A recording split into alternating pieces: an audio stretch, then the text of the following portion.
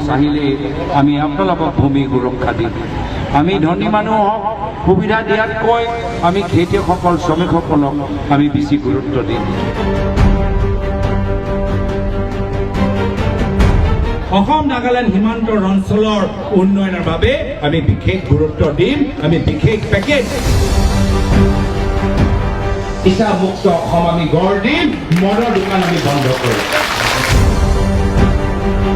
আমি কথা দিছো যে ক্ষুদ্ৰ চাহ খেতিয়কৰ বাবে বিশেষ নীতি কংগ্ৰেছ চৰকাৰ আহিব। আমাৰ যেতিয়া চৰকাৰ আহিব, দিছপুৰত থকা ডাঙৰ ঠিকাদাৰবোৰ নহয়, আমাৰ স্থানীয় থলুৱা ঠিকাদাৰবোৰে বেছি কাম পাব। আমি তাৰ বাবে